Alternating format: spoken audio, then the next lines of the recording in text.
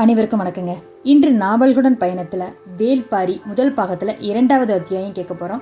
முதல் அத்தியாயத்தில் என்ன கேட்டோம் அப்படின்னா, கபிலர் பாரியை பார்க்க வந்துட்டு இருந்தார். அப்போ யாரை சந்தித்தாங்க அப்படின்னா, நீலன் அப்படிங்கிற ஒரு இளைஞனை சந்தித்தாங்க. அந்த இளைஞன் கபிலர்கிட்ட பேசிகிட்டே வந்ததோட அந்த அத்தியாயம் முடிவடைந்தது. இனி என்னெல்லாம் நடந்தது அப்படின்னு இனி வரும் அத்தியாயத்தில் தொடர்ந்து கேட்கலாம் வாங்க. கபிலர் காலத்துக்கு முன்னாடி நடந்த கதையை தங்க இந்த அத்தியாயத்தில் தொடங்குறாங்க. என்ன அப்படின்னா, கபிலர் பாரியை பார்க்க வர்றாரு. ஆனால் எதனால் வர்றாருன்னு நம்ம தெரிஞ்சுக்கணும் இல்லையா? அதுதான் இந்த அத்தியாயம். அப்பெல்லாம் வடவேங்கடம் தென்குமரி அப்படின்னு தமிழ் நிலத்துக்கு எதுவுமே பேரே வைக்கலைங்க. அதே மாதிரி அரசர்கள் தான் ஆளணும் அப்படிங்கிற எந்த முறையும் கிடையாது. குலங்கள் இருந்துச்சு. அந்த குல தலைவர்கள் தான் வழி நடத்திட்டு வந்திருக்காங்க ஒவ்வொரு குலங்களையும். அதாவது குறிஞ்சி, முல்லை, மருதம், நெய்தல், பாலை அப்படின்னு 5 வகை நிலங்கள் இருக்கு இல்லையா? அதில் 100க்கும் மேற்பட்ட மனித கூட்டங்கள் தங்களுடைய தனித்த அடையாளத்தோட செழித்து வாழ்ந்தன. அது மட்டும் கிடையாது, இயற்கையோடு இயைந்த வாழ்வு தான் அவங்க வாழ்ந்திருக்காங்க. உழைப்பும் விளைச்சலும் பொது சொத்து அப்படிங்கிறது அவங்களுடைய எண்ணம். கொண்டாட்டமும் குதூகலமும் இயல்பின் பிரதிபலிப்புங்க. அவங்க ரொம்ப சந்தோஷமாக இருந்திருக்காங்க. அப்போ உள்ள மக்கள் எல்லோருமே எல்லா மனிதனும் சரி நிகராதங்க இருந்திருக்காங்க. அதாவது அவங்களுக்குன்னு ஒரு பிரிவினை இருக்குது அப்படின்னா என்ன தெரியுமா?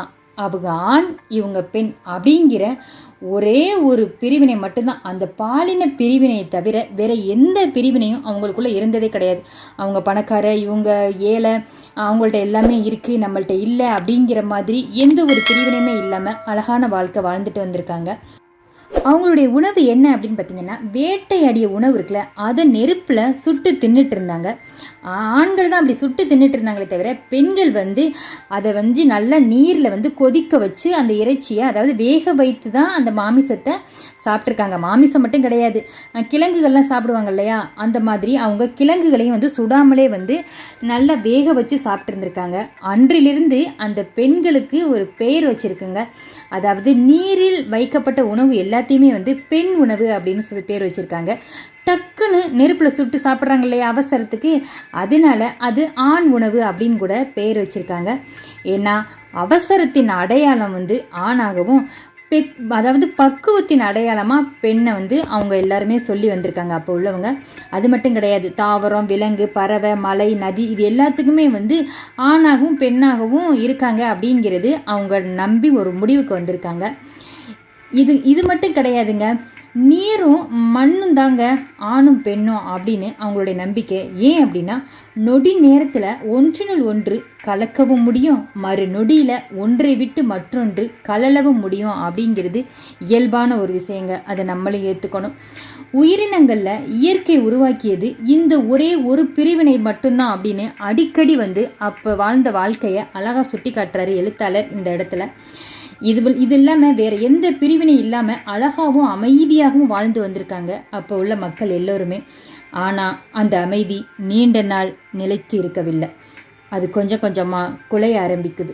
எதனால் அப்படின்னா, பெரும் மாளிகை சரியறதுக்கு காரணமாக ஒற்றை செங்கக்கல்ல போலத்தான் சொத்தும், சொத்தின் மீதான மனிதர்களின் ஆசையும்.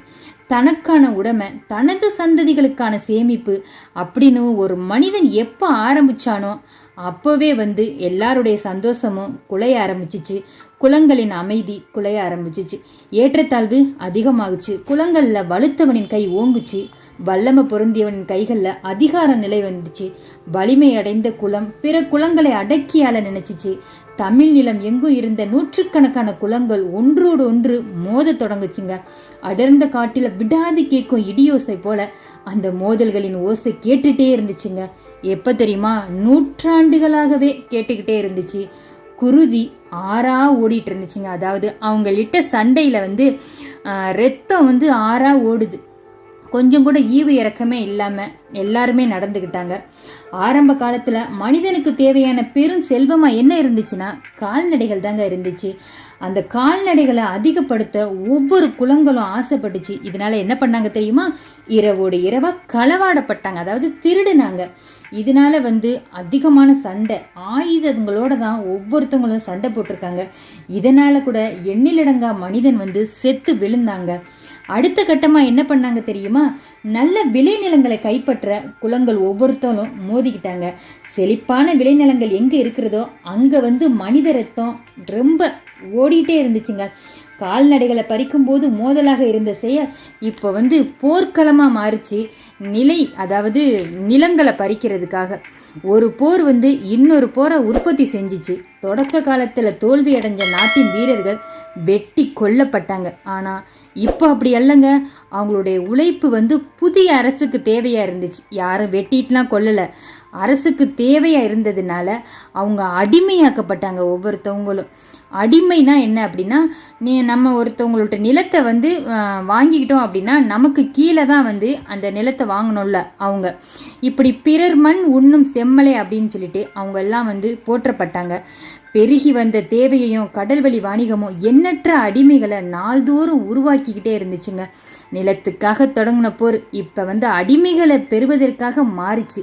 போர் என்னும் நிரந்தரமான கொதிநீர் கொப்பரைக்குள்ள எண்ணிலடங்கா இனக்குழுக்கள் விழுந்து ஒன்றோடு ஒன்று மோதி அழித்து கொன்று செரித்து இதில் மிஞ்சினவங்க தேங்க மேலேறி வந்தாங்க.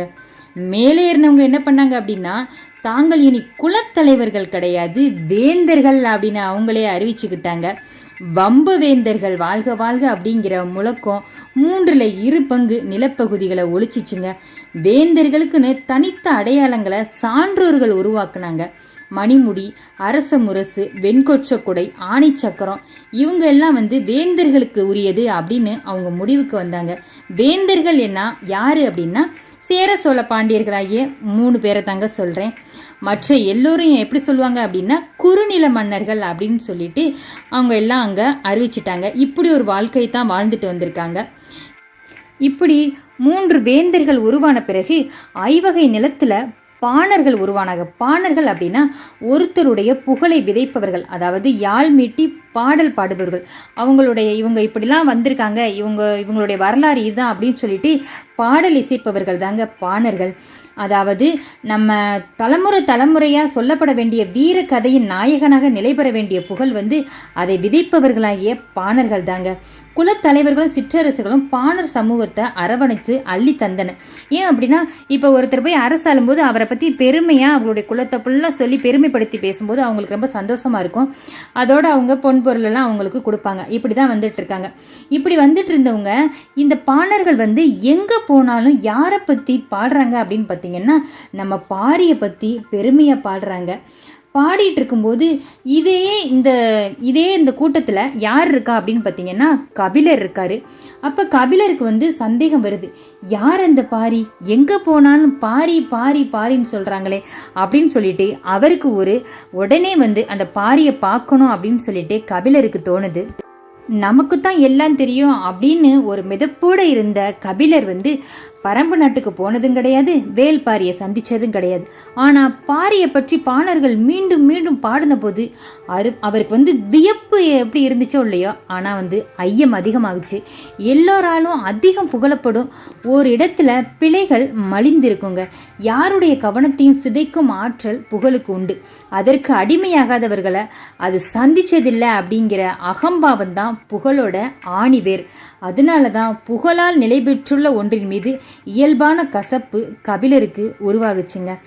நடுநாட்டு அரசன் வேண்மானை காண சென்று கொண்டிருந்த கபிலர் பயண கலைப்பில் நான் ரொம்ப இந்த இடத்துல தங்கணும் அப்படின்னு யோசிக்கும்போது எங்கே தங்க போகிறாரு அப்படின்னா, வாலியாற்றங்கரையில் அமைந்த நம்ம செம்பனின் அரண்மனையை தான் அவர் பார்க்குறாரு. சரி, அங்கே போய் தங்கலாம் அப்படின்னு சொல்லிட்டு தேரை அங்கே ஓட்ட சொல்கிறாரு.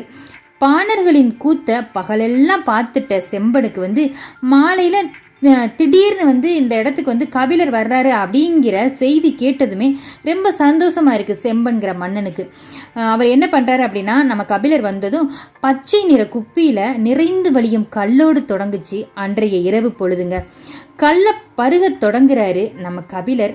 அதனுடைய புளிப்பு சுவை சற்று மாறுபட்டதாக இருந்திருக்கு. உடனே கேட்குறாரு நம்ம செம்பனை பார்த்து, இது என்ன கல் அப்படின்னு. உடனே நம்ம செம்பன் சொல்கிறாரு, தேனிலிருந்து தயாரித்து மூங்கில் குழாயில் இட்டு நன்கு புளிக்க வைத்த முற்றிய கல் தான் இது. நாங்கள் இதை தேங்கல் அப்படின்னு சொல்லுவோம், உங்களை போன்ற புலவர்கள் தேரல் அப்படின்னு சொல்லுவீங்க அப்படின்னு நம்ம மன்னன் செம்பன் சொல்கிறாரு. அப்போ தான் வீரன் ஒருத்தன் என்ன கொண்டு வர்றாரு அப்படின்னா, அவங்க 2 பேரும் சாப்பிட்றதுக்கா, அதாவது 2 நண்பர்கள் சேர்ந்துட்டாங்க அப்படின்னா, இல்லை உறவினர்கள் சேர்ந்துட்டாங்க அப்படின்னா, அதாவது அவங்களுக்கு ஏதாவது பானம் கொண்டு வருவோம் இல்லையா, அதாவது சாப்பாடு கொண்டு வருவோம், அவங்களுக்கு பிடிச்ச உணவு கொண்டு வருவோம். அதுபோல தான் கறி துண்டங்களை வந்து அந்த குளிர்ச்சி பானை நிறைய கொண்டு வந்து வச்சுட்டு போகிறாரு அவர்.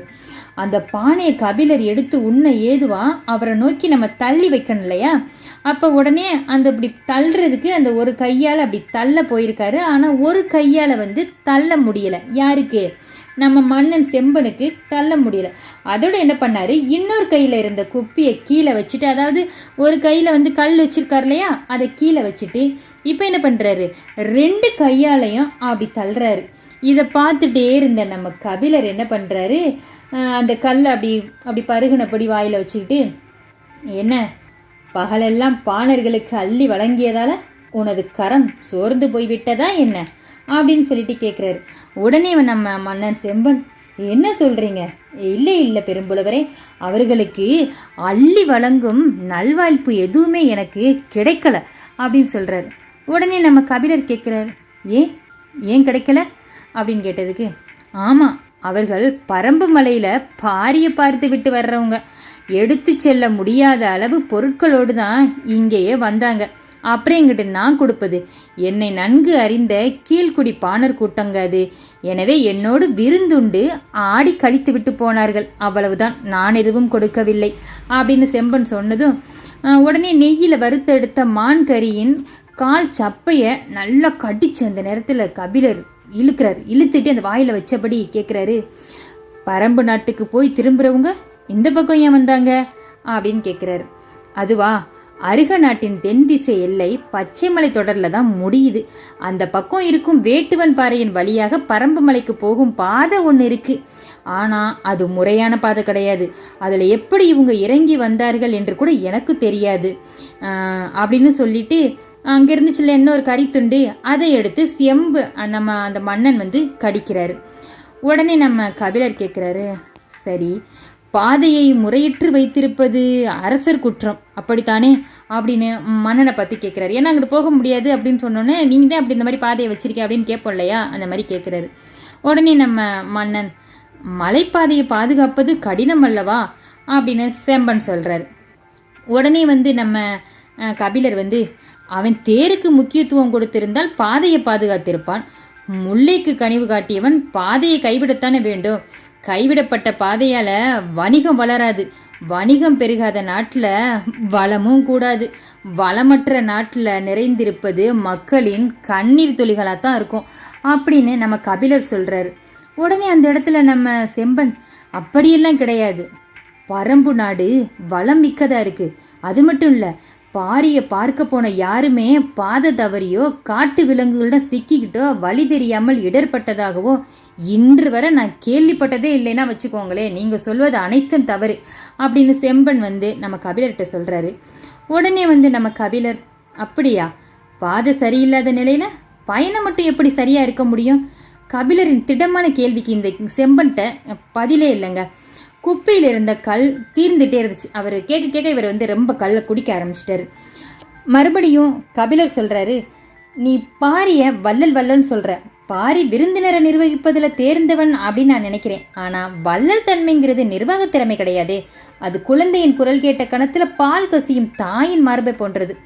அதாவது நம்ம அள்ளி கொடுக்கறதுக்கு முன்னாடி குழந்தை அழுதோன்னு வந்து பால் சுரந்துடும் இல்லையா, அது மாதிரி தான் இருக்குது அப்படின்னு சொன்னதும் உடனே வந்து நம்ம செம்பன் கேட்குறாரு, அப்போ நீங்கள் பாரியை வள்ளல்னு நம்பலையா அப்படின்னு கேட்குறாரு. நான் பாரிய வள்ளல் என்றோ சிறந்த அரசன் என்றோ என்னால் இப்போ சொல்ல முடியாது. நாளைக்கு காலையில் நான் வேட்டுவம் பாறை வழியாக பாரியின் பரம்பு நாட்டுக்குள்ளே போவேன் அப்படின்னு தான் சொல்கிறாரு. உடனே வந்து செம்பனுக்கு வந்து வியப்பு வந்து அதிர்ந்து பார்க்குறாரு. உடனே கேட்குறாரு, நீங்கள் நடுநாட்டுக்கு அல்லவா போவதாக சொன்னீர்கள் அப்படின்னு. உடனே கபிலர் சொல்கிறாரு, ஆமாம், நம்ம தீர்மானத்தைப்படியெல்லாம் நடந்துருதா என்ன? அதே நடக்க மாட்டேங்குதே. வார்த்தை தான் நம்மளை வழி நடத்துது. ஒரு குப்பி கல் பல நேரம் வரலாற்றையே மாற்றியிருக்கிறது. யார் அறிவா, ஒரு கையால் நீ பானையை தள்ளாமல் போனதா இன்னும் என்னென்ன நடக்க போகுதோ அப்படின்னு சொன்னதை கேட்டு கபிலரின் வார்த்தையை செம்பன் வந்து ரசித்து சிரிக்க ஆரம்பிச்சிட்டாரு. அதாவது அதை தள்ள கண்டு தானே அந்த மாதிரி செய்தியெல்லாம் வந்துச்சு, அதைத்தான் சொல்கிறாரு.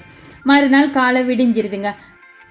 காலை பொழுதுல கிளம்பலாம் அப்படின்னு சொல்லிட்டு கபிலர் வரும் பொழுதே அவருக்கு ஆச்சரியமாக இருக்குது. என்ன அப்படின்னா, அங்கே செம்பன் வந்து பெரிய படைபலத்தை வச்சுட்டு காத்துட்ருக்காரு. அவரும் வந்து பரம்பு நாட்டுக்கு வந்து உங்களை வழி அனுப்பி விட்டுட்டு நாங்கள் திரும்பிடுறோம் அப்படின்னு சொல்லிட்டு. உடனே நம்ம கபிலர் சொல்கிறாரு, நான் பரிசோதிக்க நினச்சது பாரிய உன்னுடைய படைபலத்தை கிடையாது, நானே தனியாக சென்றிருக்கிறேன் அப்படின்னு சொல்லிடுறாரு. உடனே செம்பனும் வந்து நானே தேரோட்டியாக வந்து உங்களை பாதி தூரம் விடுறேன் அப்படின்னு சொல்கிறாரு. அவர் சரி அப்படின்னு சொல்லிட்டு ஒப்புக்கிறாரு. அவர் கொண்டுட்டு வந்து நாகு அப்படிங்கிற தேரோட்டிகிட்ட விட்டுறாரு. அந்த நாகுங்கிற தேரோட்டி தான் ஆதன்கிற தேரோட்டிட்ட நீ தான் கொண்டு போய் பத்திரமா வந்து அங்கே காட்டுக்கு ஏறுற இடத்துல வந்து நீ வழி அனுப்பி வச்சுட்டு வரணும் அப்படின்னு சொல்கிறாரு. சரின்னு சொல்லிட்டு ஆதன் தான் வந்து தேரோட்டியாக வந்து நம்ம கபிலரை அழைச்சிட்டு வந்தது அந்த முதல் அத்தியாயத்தில் நம்ம பார்த்தோம். அதுக்கப்புறம் நம்ம கபிலர் வந்து மலை ஏறும்போது யாரை சந்திச்சாரு அப்படின்னா நீலன் அப்படிங்கிற பையனை சந்தித்ததோடு பார்த்தோம். இப்போ உங்கள் எல்லாருக்கும் தெரிஞ்சிருக்கோம் அப்படின்னு நினைக்கிறேன். நம்ம பாரியை சந்திக்க எவ்வளவு ஆர்வத்தோடு நம்ம கபிலர் வர்றாரு அப்படின்னு சொல்லிட்டு. நம்ம முதல் அத்தியாயத்தில் என்ன பார்த்தோம் அப்படின்னா, கடைசியாக உங்களுக்கு நினைவுபடுத்துகிறேன். நம்ம கபிலர் வந்து அந்த மலையில் ஏறிட்டு இருக்கும்போது திடீர்னு வந்து தசை பிடிப்பு, அதாவது கால் வந்து சறுக்கிருச்சு இல்லையா, அதோட அந்த இடத்துல அமர்ந்திருந்தவரால் இப்போ எழவே முடியலை, எழுந்து நடக்கவே முடியலை. அப்போ தான் வந்து நம்ம நீலனுக்கு தோணுது, கபிலர் காலில் வந்து நல்ல தசை பிடிப்பு, நேரம் ஆக ஆக இவருக்கு வலி அதிகமாகிடும், இந்த இடத்துல ஆபத்து வேற அதிகமாக இருக்குது, இருள் வேற சூழப்போகுது, நம்ம என்ன பண்ணலாம் அப்படின்னா உடனே வந்து இவருக்கு பேச்சு கொடுத்தபடி குடிலுக்கு அழைச்சி செல்றணும் அப்படிங்கிற முடிவோட வேகமாக வந்து அவரை அழைச்சிட்டு போக நினைக்கிறாரு. அந்த நேரத்தில் பார்த்தீங்கன்னா வானில் பறவை கூட்டங்கள் எல்லாம் வரிசை வரையாக கூடு திரும்புது. அதாவது காலையில் பார்த்தீங்கன்னா நிறைய பறவைகள் வந்து ஒரு இடத்த விட்டு ஒரு இடம் போகும், அதாவது இறை தேடி. அதே போல் மாலை ஆயிடுச்சுன்னா கரெக்டாக அதோட இடத்துக்கு திரும்பும். தனியாலாம் எந்த பறவையும் வராது, நீங்களே பார்த்துருப்பீங்க, கூட்டமாக வரும். அது போலவே வந்து கூட்டமாக பறவைகள் வருது. இரவின் வாசற் கதவு திறக்க போகுது அப்படின்னு சொல்லிட்டு அவர் கண்டறிஞ்சிடுறாரு. பசுவின் மடிவில் இரவு பால் சுரக்க தொடங்கி இருக்கும். மண்ணை பார்க்க முடிகிற வெளிச்சம் இன்னும் எவ்வளவு பொழுது நீடிக்கும் அப்படின்னு யோசிச்சபடி நீலன் வந்து விரைவாக நடக்கிறாரு. கபிலர் வந்து ஏதோ கூப்பிடுறது போல தாங்க இருந்துச்சு நம்ம நீலனுக்கு. திரும்பி பார்க்குறான், அவர் ஒன்றுமே சொல்லலை. ஆனால் அவரது முகக்குறிய அவனால் உணர முடிஞ்சிச்சுங்க. மலை இறக்கம் இன்னும் சிறிது தொலைவு தான், அதன் பிறகு சமதரை தான் அப்படின்னு சொல்லி ஒரு கையை பிடிச்சு அவருக்கு உதவி பண்ணி தான் கூட்டிகிட்டு போகிறான். நான் சிறிது நேரம் உட்காந்துக்கிறவா அப்படின்னு சொல்லிட்டு குரல் தளர்ந்து ஒரு குழந்தைய போல கேட்குறாரு நம்ம கபிலர் வந்து நீலன் கிட்ட. உடனே நீலனும் கொஞ்சம் பொறுத்திட்டுருங்க, அதுவும் தெரியுது பார்த்தீங்களா பனைமரம், அதுக்கு அடிவாரத்தில் போய் நான் உங்களை வந்து இறக்கி விட்டுறேன் அப்படின்னு சொல்லிட்டு வேகமாக வந்து அவரை வந்து கை தாங்களாக கூட்டிக்கிட்டு அங்கே போயிடுறாரு. அங்கே பனையடி வாரம் வந்துருச்சு. அந்த பனையடி வாரத்தில் அவரை இருக்க சொல்லிட்டு இவன் வேகமாக ஓடிடுறான்.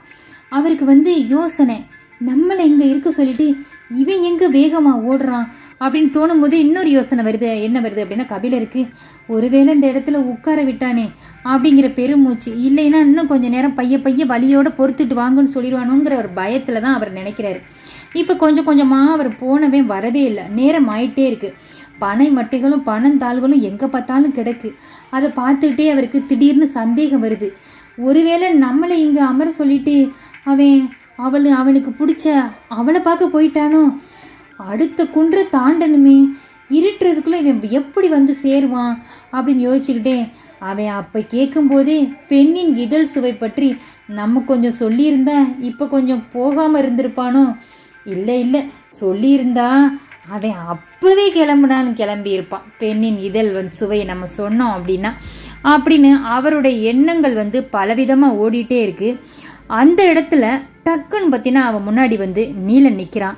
கையில் என்ன வச்சுருக்கான் அப்படின்னு பார்த்தீங்கன்னா பச்சிலைகள் நிறைய வச்சுருக்கான். இதை நல்லா வாயில் போட்டு மெல்லுங்க அப்படிங்கிற மாதிரி நம்ம கபிலர் கையில் கொடுக்குறான். உடனே நம்ம கபிலர் அதை வாங்கிக்கிட்டு என்ன இலை இது அப்படின்னு கேட்குறாரு. முதல்ல இலையை நல்லா வாயில் போட்டு மெல்லுங்க, கால் வலி நின்ற பிறகு கேளுங்க சொல்கிறேன் அப்படிங்கிறான். கபிலரும் வந்து அந்த பச்சிலையை நல்லா மென்றாரு. சிறிது நேரம் கழித்து பார்த்தா கால் வலிலாம் இல்லை. கொஞ்சம் நேரம் நடக்க தொடங்கிடுறாரு நம்ம நீலன் கூடவே. பச்சிலை பறிக்க போவதாக இருந்தால் என்ன முதல்லையே உட்கார விட்டிருக்கலாமே, ஏன் வலுக்கட்டாயமாக பனைமரம் வரை கீழே இறக்கி கொண்டு போயிட்டு நீ பச்சிலை பறிக்க போன அப்படின்னு கேட்குறாரு நம்ம கபிலர். அதுவா, பனைமரம் எங்களோட குலச்சின்னம். மனிதனுக்கு மட்டுமல்ல, பரம்பு மலையின் எல்லா உயிர்களுக்கும் அது தெரியும். அதனிடம் ஒப்படைத்து விட்டு போனால் எந்த ஆபத்தும் வராது. அதனால தான் உங்களை பனையடி வாரத்தில் உங்களை உட்கார வச்சேன் அப்படின்னு நம்ம நீலன் வந்து ஒரு மெதப்பாக பதில் சொல்கிறாரு நம்ம கபிலர்கிட்ட.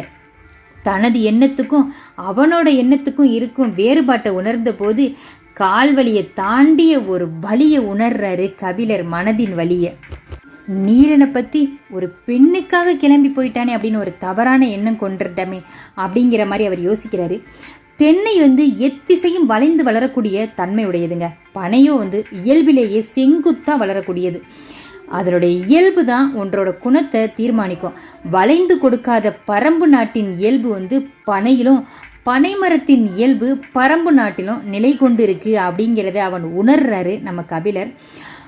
முள்ளம்பன்றியை போல அடிமுதல் நுனிவர உடல் சிலிர்த்தபடி வளரும் பனைமரம் வந்து பரம்பு நாட்டின் ஆவேச அடையாளம். அதன் நிழலில் தான் பாதுகாக்கப்பட்டு இருந்தோம் அப்படிங்கிற உண்மை கபிலருக்கு விளங்கின போது இன்னொன்றும் விளங்குது. என்ன தெரியுமா? நீண்ட பொழுதுக்கு முன்பே பாரியின் பாதுகாப்புக்குள்ளே நம்ம வந்துட்டோம் அப்படிங்கிறது தான் அவர் உணர்ந்ததுங்க. இதோட இந்த அத்தியாயம் முடிவடையுதுங்க. யாரோ முன்பின் தெரியாதவராக இருந்தாலும் நீலன் வந்து கபிலருக்கு உதவி பண்ணது நம்ம எல்லோருக்குமே பிடிச்சிருந்தது. சரி, இன்னும் இரவு வர்றதுக்குள்ளே இவங்க வந்து பாரி இருக்கிற இடத்துக்கு போயிடுவாங்களா? இதெல்லாம் நீங்கள் தெரிஞ்சுக்கணுமா? என்னோட நீங்கள் அடுத்தடுத்த அத்தியாயங்களை தொடர்ந்து பயணிப்பீங்க அப்படிங்கிற நம்பிக்கையில் உங்கள் ருத்ரா. நான் கதை சொல்கிற விதம் உங்களுக்கு பிடிச்சிருந்துச்சி அப்படின்னா என்னோட நீங்கள் அடுத்தடுத்த அத்தியாயத்தில் தொடர்ந்து பயணிக்கணும்னா நீங்கள் சப்ஸ்கிரைப் பண்ண மறந்துடாதீங்க. தொடர்ந்து பயணிப்போம். காத்திருங்கள். நன்றிகள்.